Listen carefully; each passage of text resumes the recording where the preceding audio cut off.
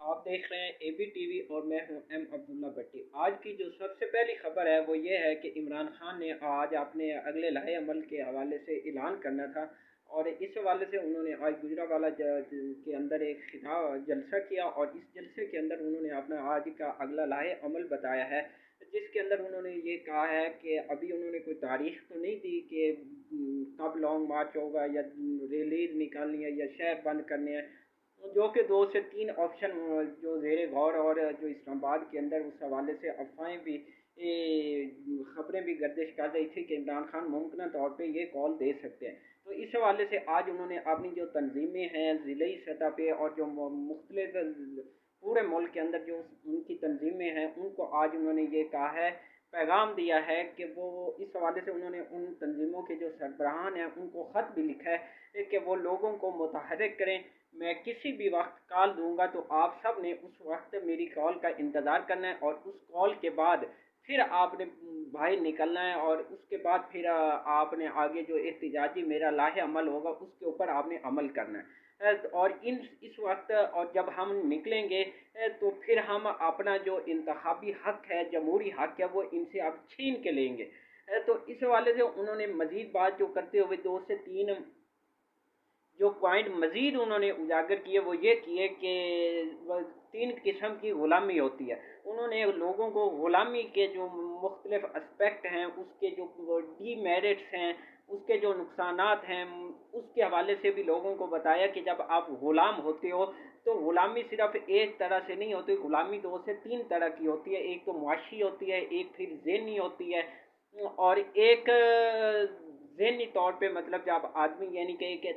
इल्मी तौर पे कि मुआशी तौर पे तो ये जो एक ग़ुलामी होती सो होती है, लेकिन जो ज़हनी ग़ुलामी होती है वो सबसे इम्पोर्टेंट है। तो इसके साथ उन्होंने ये भी कहा कि मैंने अपने दौर के अंदर इस हवाले से कोशिश भी की थी कि एक तरह का निसाबी तालीम का जो निज़ाम है जिसके अंदर उन्होंने कहा कि दीनी मदारिस, इंग्लिश मीडियम, उर्दू मीडियम, इनको यकजा किया जाए ताकि लोगों को एक आला किस्म की और पायदार किस्म की एक तालीम दी जा सके। और इस हवाले से मेरी ये ख्वाहिश है कि मैं अपने लोगों को नबी पाक सल्लल्लाहु अलैहि वसल्लम की जो सीरत है वो सिखा सकूं, पढ़ा सकूं, उसके ऊपर उनको समझा सकूं, क्योंकि अभी तक लोग ज़हनी तौर पे हम उस तरह की आज़ादी जो हकीकी है वो हासिल नहीं कर सके। और इस हवाले से उन्होंने मज़ीद ये कहा कि जो मुआशी ग़ुलामियाँ वो सिर्फ उससे भी हम बड़ी आसानी से निकल सकते हैं और उन्होंने कहा कि इस मुआशी ग़ुलामी से हमें जो हमारे ओवरसीज़ पाकिस्तानी हैं वही निकाल सकते हैं, हमारे लिए वही काफ़ी हैं। इसके साथ उन्होंने मज़ीद ये कहा लोगों को कि आप किसी भी तरह की जो ग़ुलामी है वो उसको कबूल न करें, आप खुददार बनें और अपने जो खुद इन्हसारी है उसके ऊपर बिलीव करें। और इसके साथ उन्होंने ये भी कहा कि जब हम लोग बाहर निकलेंगे तो इनसे अपना हक छीन के लेंगे। इसके साथ फिर उन्होंने अपने दौर के अंदर ये मुआशी जो इशारे हैं उसका भी मवाजना किया कि इस वक्त जो हमारे दौर के अंदर पेट्रोल और बिजली की क्या कीमत थी। और इस हवाले से मैं जब रशिया का दौरा करने लगा था तो मेरा मुझे इसी वजह से रोका गया था और मेरा जो हुकूमत से निकालने की जो वजह है वो यही थी कि मैं आज़ाद खारजा पॉलिसी के हक में था। मैं दोस्ती सबसे चाहता था लेकिन ग़ुलामी किसी की नहीं चाहता था। तो इसी वजह से मुझे ये हटाया गया क्योंकि जो हमारे हुक्मरान हैं इनका सारा बैंक बैलेंस, दौलत,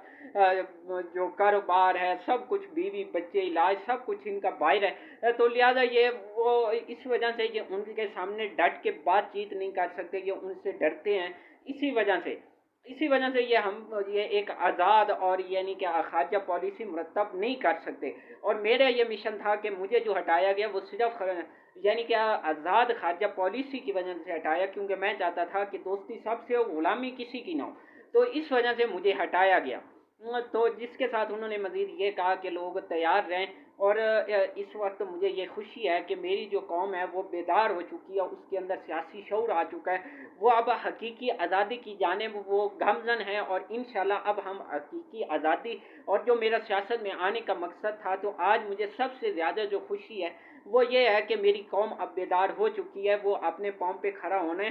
के लिए तैयार हो चुकी है। वो यानी कि इन चोर लुटेरों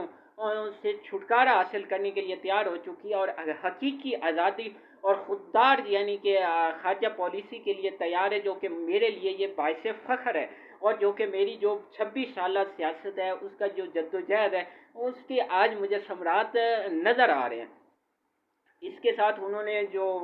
मईशत थी उसका भी मवाजना किया कि हमारे दौर में जो बिजली के वो इतनी थी, आज यानी कि 55 रुपये फी यूनिट तक पहुंच चुकी है। इसी तरह उन्होंने फिर जो ऑयल प्राइसेस हैं, इसके साथ दीगर जो इशारे हैं, तो उसका उन्होंने मवाजना किया कि हमारे दौर में इतने थे, आज इतने हैं। इसके साथ इमरान खान से यकजहती के लिए आज पीटीआई ने ये कॉल दे रखी थी कि जो -1 इमरान खान के हवाले से जो बातें चल रही हैं, तो उसके हवाले से उन्होंने एक कॉल दे रखी थी 36 अजला के अंदर कम कम, जिसके अंदर ये कराची, पिशावर, क्वेटा, इस्लामाबाद, लाहौर, फैसलाबाद, मुल्तान, इस तरह के बाकी जितने बड़े शहर हैं उसके अंदर एहतजाजी कॉल और इजहार यकजहती की जो रैली की एक कॉल दे रखी थी। तो उस हवाले से भी लोग बड़ी तादाद में अभी बाहर निकले हुए हैं, बहुत ज़्यादा। अभी मैं F9 पार्क का देख रहा हूँ, तो वो वहाँ पे लोग बहुत बड़ी ज़्यादा तादाद में निकले हैं, लोग बहुत एक्साइटेड हैं। और इस हवाले से लोगों का कहना है कि इमरान खान हमारी रेड लाइन है। इमरान खान के बगैर और पीटीआई के जो मरकज़ी रहनुमा हैं और इस हवाले से जो बड़े बाकी रहनुमा हैं, उनका भी ट्विटर पे रद्द अमल आ रहा है, वो भी अपने अपने इलाकों में इजहार यकजहती रैलियाँ निकालें। और वो यही कह रहे हैं कि -1 जो है पीटीआई है ही इमरान खान, और इमरान खान नहीं है तो पीटीआई नहीं है। तो इस हवाले से उनका ये कहना है कि जो इंसाफ का तराजू है वो बराबर होना चाहिए। ये नहीं कि एक आदमी ये कहे कि मैं तुम्हारे बच्चों के लिए ज़मीनें तंग कर दूंगा, बुत वाली बातें, फिर अभी मरियम जो कुछ कहती है फिर उसको आप ढील दो, और इमरान खान ये कहे कि मैं इनके ऊपर केस करूंगा जो कि जायज़ तनकीद थी, उसके ऊपर आप तनकीद का, उसके ऊपर तौहीन अदालत का मुकदमा बना दो। तो अभी जो इधर बड़े बड़े लॉयर हैं वो यही बात कर रहे हैं कि बेसिकली ये मुकदमा तौहीन अदालत का बनता ही नहीं है। और इस हवाले से जो मुनीर मलिक हैं वो एक ऐसे पायदार जो जिनको अदालती मुआविन मुकर्रर किया गया था, और ये मुआविन पीटीआई ने भी मुकर्रर नहीं किया था, ये मुआविन भी हुकूमत ने मुकर्रर किया था। और ये वो आदमी है जिसके ऊपर अथर मिनल्ला इनको अपना लीडर मानता है, और ये वाकई उस्ताद हैं। और इस वक्त पाकिस्तान के अंदर जितने भी लॉयर हैं वो इन्हीं की किताबों के साथ वो अपनी लॉ की डिग्री मुकम्मल करते हैं। लॉ के अंदर वो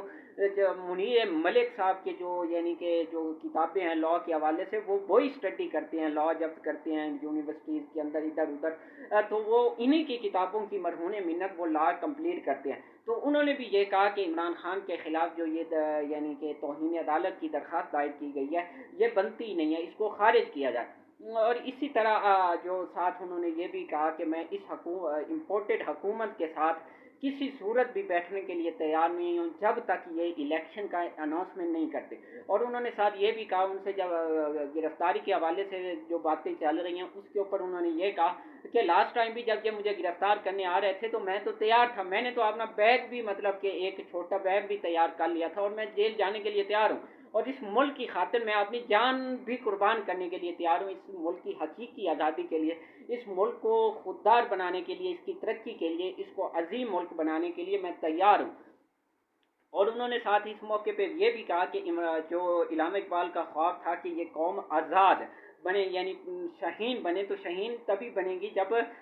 हकीकी आज़ादी, हम आज़ाद होंगे तो फिर हम दुनिया के अंदर कहीं भी तरक्की कर सकते हैं, बड़े यानी कि दुनिया के अंदर अपना मकाम पैदा कर सकते हैं। और यही हमारा दीन, जिसके अंदर हमारा कलमे के अंदर यही है कि अल्लाह से होता है, अल्लाह के सिवा किसी के नहीं होता। तो इसलिए मैं अपनी कौम को कहता हूँ सिर्फ आपने अल्लाह के सामने झुको, और किसी के सामने मज़ीद झुकने की ज़रूरत नहीं है। तो आखिर में मैं आपको मज़ीद अब देखेंगे इमरान खान ये कब कॉल देते हैं, और वो उनका क्या स्टाइल होता है उस कॉल का, उसके क्या मुहर्रिकात होती हैं, उसके क्या ख़त ख़ाल होते हैं, ये तो आप जब वो कॉल देंगे, जो कि जिसके हवाले से इतलात ये हैं कि वो इसी मंथ के एंड पे वो कॉल दे सकते हैं।